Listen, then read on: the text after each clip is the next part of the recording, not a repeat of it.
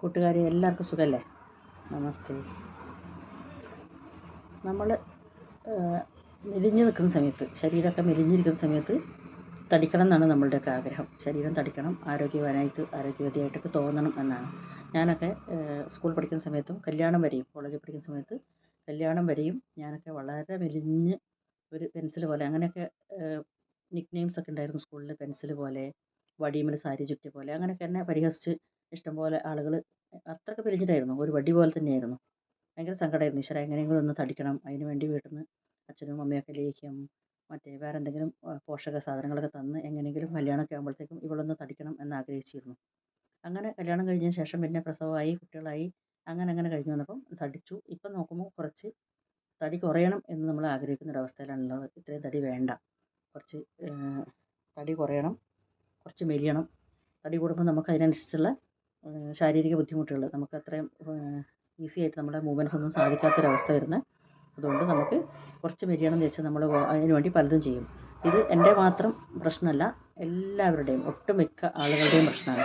വളരെ കുറച്ച് ആളുകൾക്ക് മാത്രം പ്രസവം കഴിഞ്ഞാലും അല്ലെങ്കിൽ ഏജ് കൂടുന്നതിനനുസരിച്ചൊന്നും ഒരിക്കലും നമുക്ക് തടി കൂടാതെ മെയിൻറ്റെയിൻ ചെയ്ത് ശരീരം പോകുന്ന ആൾക്കാരുണ്ട്. ബാക്കിയുള്ള ആൾക്കാരെല്ലാവരും ഈ ശരീരം മെയിൻറ്റെയിൻ ചെയ്യാൻ വേണ്ടി ജിമ്മിൽ പോകുന്നതും വാക്കിങ്ങിന് പോകുന്നവരും ഭക്ഷണം കൺട്രോൾ ചെയ്യുന്നവരും ഡയറ്റിങ് നോക്കുന്നവരും അങ്ങനെ പല ആൾക്കാർ പല മാർഗത്തിലൂടെ തടി കുറയ്ക്കാൻ വേണ്ടി ശ്രമിച്ചുകൊണ്ടിരിക്കുകയാണ് ഇന്നത്തെ കാലത്ത്. അപ്പം അതിനുവേണ്ടി നമ്മൾ ജോലി ചെയ്യുന്നവരാണെങ്കിലും പല ബിസി ആയിട്ട് പല ആൾക്കാരാണെങ്കിലും അതിൻ്റെ ഇടയ്ക്ക് എങ്ങനെയെങ്കിലും സമയം കണ്ടെത്തുന്നുണ്ട്. അതൊക്കെ ചെയ്തിട്ട് പലരും എത്രയോ ആൾക്കാർ ബോഡി മെയിൻറ്റെയിൻ ചെയ്ത് നല്ല ഉദ്ദേശിച്ചതുപോലെ ആക്കി ശരീരം നല്ല മെയിൻറ്റെയിൻ ചെയ്ത് കൊണ്ടുപോകുന്നുണ്ട്. അതിനുവേണ്ടി ഒരുപാട് സാക്രിഫൈസ് ചെയ്ത് ഇഷ്ടപ്പെട്ട ഭക്ഷണങ്ങളൊന്നും കഴിക്കാതെ ഭക്ഷണം കൺട്രോൾ ചെയ്തിട്ട് ഡയറ്റിങ് നോക്കിയിട്ട് കഷ്ടപ്പെടുന്ന ആൾക്കാർ അങ്ങനെയുണ്ട്. പക്ഷേ ചില സമയത്ത് നമ്മൾ ഒരുപാട് ഭക്ഷണം കൺട്രോൾ ചെയ്തിട്ടും ഒക്കെ തടി കുറയ്ക്കാൻ ശ്രമിക്കുമ്പം അത് നമ്മളുടെ മുഖത്തിനെയാണ് ആദ്യം ബാധിക്കുക. നമ്മളെ മുഖം ഡള്ളായി പോകും, ക്ഷീണിച്ച് പോകും, കഴുത്തൊക്കെ നീണ്ടു പോകും, മുഖത്തൊക്കെ ചുളിവുകൾ വരും. കുറച്ച് പ്രായമുള്ള ആൾക്കാരാണ് ഇങ്ങനെ ചെയ്യാൻ ശ്രമിക്കുന്നതെങ്കിൽ നമ്മളുടെ മുഖത്ത് ചുളിവുകളും പ്രായക്കൂടുതലും തോന്നിക്കും. അപ്പോൾ നമുക്ക് നമ്മൾ ബോഡിയൊക്കെ മെലിഞ്ഞ് മെയിൻറ്റെയിൻ ചെയ്തതിൻ്റെ ഗുണം കിട്ടില്ല. കാരണം നമ്മളൊരു വയസ്സായ ആളെ പോലെ നമുക്ക് തോന്നിക്കും. അപ്പോൾ അതും കാര്യമില്ല. അപ്പോൾ നമ്മളെ മുഖവും നമ്മളുടെ സൗന്ദര്യമൊക്കെ അതേപോലെ തന്നെ നിലനിർത്തിക്കൊണ്ട് നമ്മളെ ബോഡി മാത്രം മെലിഞ്ഞ് നല്ല ഭംഗിയാവണം എന്നാണ് എല്ലാവരുടെയും ആഗ്രഹം.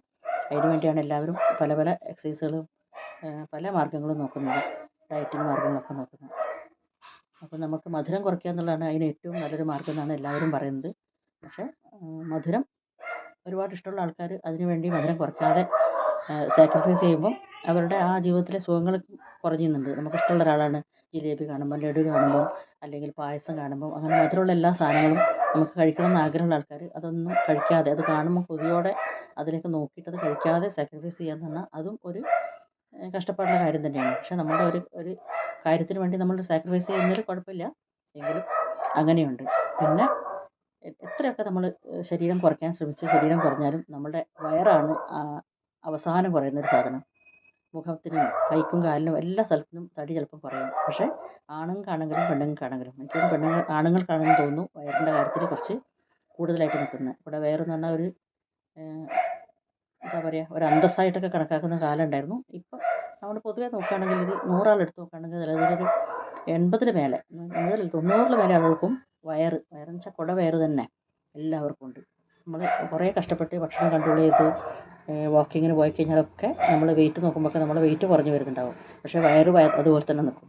വയറ് കുറയാൻ ഭയങ്കര പ്രയാസമാണ്. വയറാണ് നമുക്ക് ആദ്യം കുറച്ചെടുക്കേണ്ട ഒരു കാര്യവും. കാരണം നമ്മൾ ഇഷ്ടപ്പെട്ട ഡ്രസ്സുകൾ കാണുമ്പോൾ നമുക്ക് ഈ ഡ്രസ്സൊക്കെ ഇടണം എന്നുള്ള ആഗ്രഹം തോന്നും.